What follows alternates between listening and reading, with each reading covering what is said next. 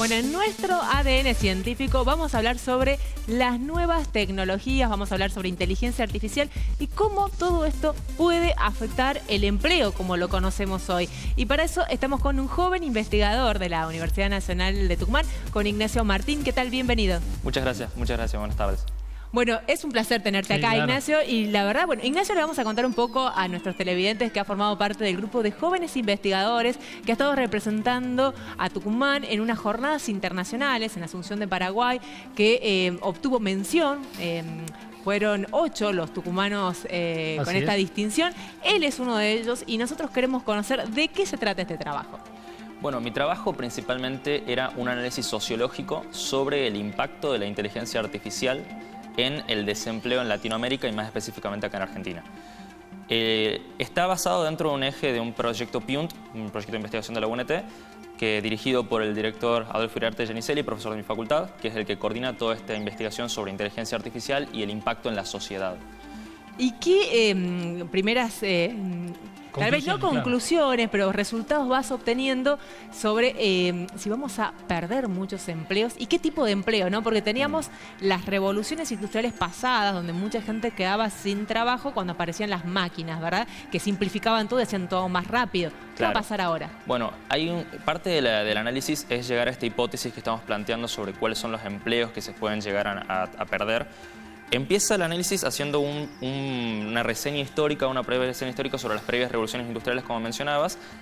La diferencia de las anteriores es que en la primera, segunda y tercera revolución industrial, el trabajo que más se estaba atacando, que más riesgo corría, era el trabajo manual, lo que el hombre podía hacer con las manos.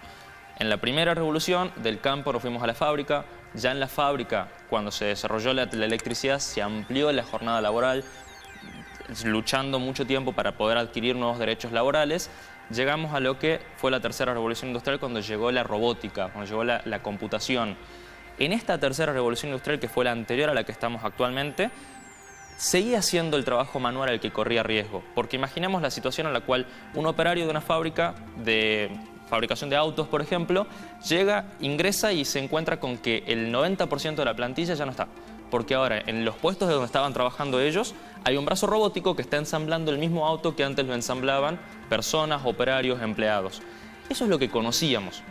En esta nueva revolución industrial, en esta cuarta revolución industrial, con lo que es el avance de la inteligencia artificial, que es un término que ahora está muy en auge, pero que ya en el ámbito científico se lo conoce hace muchos más años, es distinto. Porque ahora el puesto que se puede llegar a estar más en riesgo es el que tiene índole cognitiva, el que ataca el desarrollo o el entendimiento cognitivo de una persona. Danos ejemplos. La intelectualidad. La intelectualidad. Antes se pensaba, se decía, estudiá hasta el secundario y metete a trabajar en una fábrica que ya con eso conseguís trabajo con el título secundario. Avanzamos, tenés que tener un título universitario. Andá a la facultad, formate, sea un abogado, sea un médico, sea un ingeniero y vas a tener un trabajo asegurado. Hoy ni siquiera es suficiente el título universitario. Porque, por ejemplo, yo le pido a ChatGPT, una de las inteligencias artificiales que más se menciona, redactame una demanda o redactame un guión para un programa de televisión. Y es capaz de redactarlo con una cierta coherencia o cohesión que a un ojo no entrenado es correcto. ¿Dónde llega a resguardarse un poco el trabajo humano en el cual ese empleado tiene la formación suficiente para discernir si es correcto o no es correcto? Por eso se genera una brecha educacional cada vez más grande. Se necesita un nivel educativo mucho más alto para resguardar ese puesto laboral. Claro. Esto, por ejemplo, la búsqueda que hay de programadores en todo el mundo, claro, y eso, que es lo que más se busca. Es decir, los actuales empleos en realidad se van reconvirtiendo. El empleo no va a perderse, solo claro, que hay que estar más capacitado. Ese es el punto. No es que se eliminan puestos de trabajo en su totalidad y la gente deja de trabajar, sino que para asegurarse un puesto de trabajo hay que estar mucho más formado que antes. Ahora, un programador puede incluso perder su trabajo por una inteligencia artificial, porque puede generar constantemente código. Sí. Pero ese mismo programador puede ser el que supervisa, el que está correctamente generando o no. Claro. En algún punto Marx estaría feliz porque ya no hablaría de explotación capitalista. Ya se terminó eso ahora con la inteligencia artificial. Y te digo, hay algunos empleos que uno ve habitualmente en esto, no sé, en Europa, por ejemplo, ya no están las personas que te dispensan combustible. Uno va y lo hace habitualmente. ¿Hay algunos lugares del mundo donde tal vez hay empleos cautivos que siguen estando pero que ya no deberían estar? Bueno, sí, cada vez empieza a plantearse ciertos puestos que vos decís, ¿por qué siguen estando?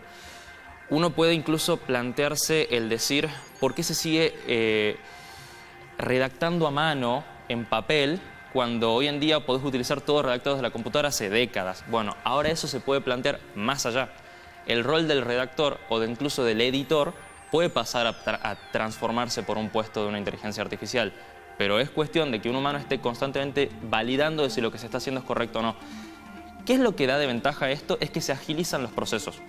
Antes tardabas, puede ser 10 horas en hacer lo que ahora haces en 10 minutos. Y Claro. tenés esas 10 horas para hacer más cosas. Ahora, así como vamos perdiendo algunos puestos de empleo porque la inteligencia artificial puede tal vez reemplazarlos, también surgen nuevos empleos de la mano de estas tecnologías. Uno de los que me gusta analizarlo bastante, que es algo que antes ni se planteaba, es lo que ahora se le llama el prompt engineer, que a mi gusto está mal dicho porque es darle el rol de ingeniero, como dice en inglés, a alguien que no hizo una carrera, pero es la terminología que se aplica en el espacio. ¿Qué es un prompt engineering? Cuando uno interactúa con una inteligencia artificial, sea ChatGPT, sea alguna de generación de imagen, Bard, incluso de las imágenes DALL-E, Da Vinci, cualquiera de esas, alguien tiene que saber darle una indicación. Ese rol de saber cómo interactuar con esta inteligencia artificial es el que hace el prompt. Prompt es darle una indicación para recibir un resultado. Este puesto antes ni siquiera era contemplado porque es interactuar con una inteligencia artificial. Si antes ni existía la inteligencia artificial, este puesto de trabajo es nuevo. Puede llegar a ser una salida laboral, pero de vuelta hay que estar formado a un nivel de entendimiento del contexto en el cual se está trabajando. Pero no es el único empleo, digamos, hay muchísimos empleos, me parece, nuevos que también va a haber vinculados a las tecnologías y a comandar estas tecnologías. Claro, de ahí puede ser, si vamos de vuelta al área de la generación y lo que permite la creación, podemos plantear incluso el nuevo rol del ilustrador. Antes, por ejemplo, si uno quisiese presentar un cómic o una revista ilustrada, tenía que gastar muchísimo esfuerzo en pagar ilustradores, en poder autoproducirse, que ahora una misma persona sola puede producirse sola. Puede hacer todo el trabajo que necesitaban 10 personas y contratar a 10 personas distintas para hacerlo él solo. Democratiza en cierto modo la creación de contenido. Exactamente, Ahora, es ver el lado positivo, digamos. Claro. Había un tema importante que lo habíamos charlado la vez pasada fuera del aire, por lo menos Sí. de acá de Ventana, que tenía que ver con un lado no tan amable del comando de la inteligencia artificial. Y cuando, por ejemplo, hablamos de esto de la identificación por rostro para entrar en algunos lugares, Sí. ¿viste? Y tuvo muchas críticas en algún momento porque se confundían los rostros. Se lo vimos en los juicios también, Sí. lo habíamos charlado. ¿Cuál es ese lado oscuro que puede tener? Si vamos ya desde el lado más jurídico, se podría hablar del lado de la inteligencia artificial, hay muchos factores a tener en cuenta. Uno de los riesgos que se analiza desde el derecho de la inteligencia artificial es el cómo auditar la toma de decisiones de la inteligencia, de la IA. Porque uno puede auditar cómo llegó a tomar una decisión una persona, puede analizar el proceso en el cual estuvo para llegar a tomar una decisión. Por ejemplo, hay un caso sobre esto de la identificación de rostros. Hay un caso en Estados Unidos de cómo se entrenó un algoritmo para determinar cuál de los presidiarios tienen mayor tasa de reincidencia de un delito. Traducido al español. Lombrosiano, absolutamente lombrosiano. Claro, traducido al español, de estas personas que están en situación de prisión, ¿cuáles tienen más posibilidades de volver a cometer un delito? Este algoritmo tuvo un problema y es lo que tratamos de analizar desde el derecho, los sesgos de quién lo programó. Porque está bien, toma una decisión la inteligencia artificial, pero esta inteligencia artificial fue programada por una persona. ¿Cuál fue los sesgos que implantó en esta inteligencia artificial? Este caso se dio de que este algoritmo tomó como patrón de que hombres negros tenían esta potencialidad de reincidir. Y ahí denotaba un sesgo racista, incluso un sesgo clasista. Está bien, esto se da en un contexto de Estados Unidos, donde el racismo es mucho más intenso de lo que puede ser en otros lugares, como puede ser el sexismo, el machismo. Claro. Depende del área y el lugar regional, hay ciertos sesgos más fuertes que otros. Y eso es uno de los puntos negativos que hay que empezar a erradicar. También fue conocido este caso de confundir, digamos, un simio con un rostro También. afroamericano, ¿no? En algún momento fue así también. También hubo un patrón de una inteligencia artificial de visión que era capaz de analizar si estábamos viendo a una persona o de otro tipo de persona.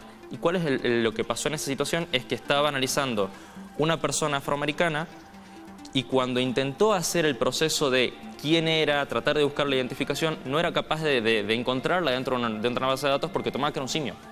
Y ese tipo de sesgos es lo que hay que tratar de ir erradicando poco a poco.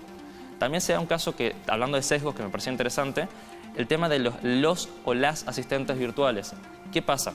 Hay un sesgo de género bastante fuerte con todo lo que es el chatbot o la inteligencia artificial tradicional, ya no hablando de lo que es hoy en día. Por ejemplo, ¿cuál es el tono de voz que tiene Siri, que tiene Alexa, que tiene Google Assistant? Es un tono femenino. ¿Por qué? Porque había un sesgo de que el rol del asistente es una mujer. Ese tipo de sesgos son los que se están generando a la hora de estar trabajando, de desarrollar inteligencia artificial, que desde el lado del derecho es lo que tratamos de ir analizando para ver cómo encararlo. Por eso, digamos, aunque uno a veces lo ve lejano, esto del análisis de la inteligencia artificial, del impacto que puede tener el chat GPT en Tucumán, en la Facultad de Derecho ya hay un laboratorio que vos formás parte también. Es un laboratorio dirigido por el doctor Marco Rossi y Franco Orellana, que está encargado justamente de hacer este tipo de análisis. Analizar la tecnología, no solamente la inteligencia artificial, también se analiza el metaverso, blockchain y todo cómo estas nuevas tecnologías disruptivas, no nos gusta decirle nuevas porque nuevas en función de qué momento lo estás diciendo. Claro. Estas tecnologías nueva disruptivas. Era la semana pasada, digamos. Claro. Nuevo de ayer ya no es nuevo hoy. Claro. Estas tecnologías disruptivas, cómo impactan a la sociedad en todos los aspectos, tanto en el desempleo, como es la línea que yo sigo, como en sesgos de género, sesgos de clase, porque es algo que uno avanza tan rápido en la tecnología que el derecho siempre queda atrás. Por lo tanto, si no tratamos de ponernos al día, la tecnología te sobrepasa. Claro. Y pasan cosas, porque sigue siendo la tecnología desarrollada por un humano, por el momento. Claro, y con muchísimas imperfecciones y cosas para cambiar y debatir. Muchísimas gracias, Ignacio, por esta visita aquí a Los Primeros. Sabemos que ha venido también a apoyarte. Tenemos un barra brava de Ignacio, que es el papá, que es un gran compañero de la universidad. Te agradecemos mucho, porque con muy poquita edad, la verdad es que has dado una exposición formidable sobre esto. Muchas gracias. Muchas gracias. Bueno, pausa y ya volvemos con más aquí en Ventana a la Ciencia.